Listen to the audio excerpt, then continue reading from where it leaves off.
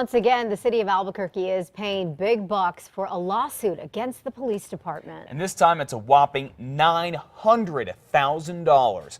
Officer Sean Wallace shot and killed Alan Gomez back in 2011. At the time, Gomez was struggling with mental health and drug issues and held his brother and brother's girlfriend hostage at a home in northeast Albuquerque. Gomez had that gun inside the home, but we're told he did not take it with him when he walked outside during the standoff.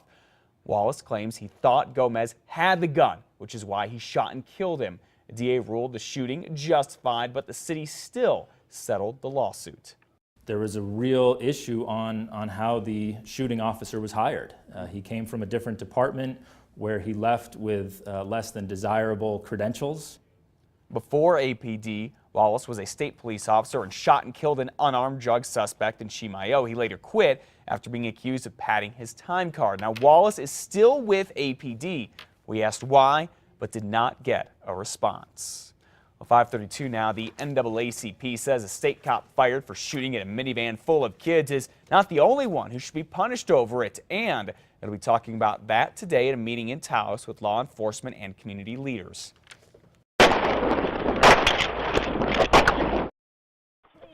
You probably know this happened back in October outside of Taos. The mother of the children there, Oriana Farrell, drove away from police twice. Dashcam video shows one of these state police officers right here smashing a window in the van. The NAACP says that officer should also be disciplined, as well as another officer who unholstered his weapon. The NAACP says this is a statewide issue and that officers should be trained in sensitivity and diversity. New this morning at 5:33, the Probation and Parole Office that's been at the center of controversy because it's near an elementary school in Albuquerque is going to move. Last month, Monte Vista Elementary was put on lockdown after 2 pipe bombs were left near the parole office. Before that, a woman had slipped out of handcuffs and escaped to the school, where she hid in a bathroom until the cops found her.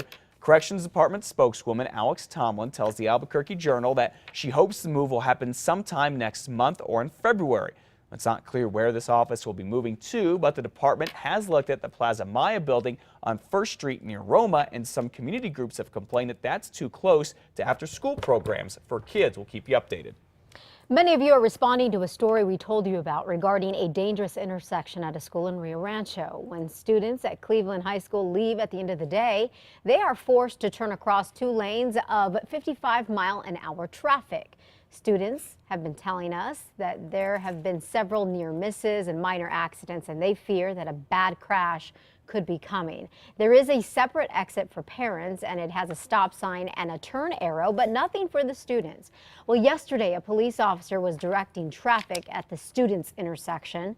No word if that's a permanent fix or something else is in the works.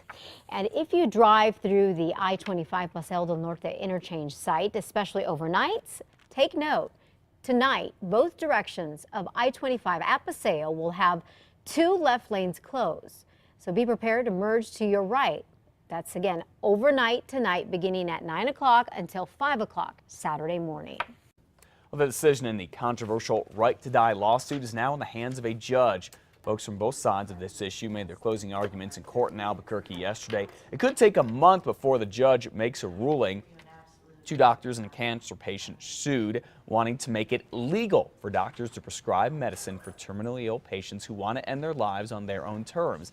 The state argues that the issue is too complicated for the courts, and instead, the Roundhouse and legislators should look at it.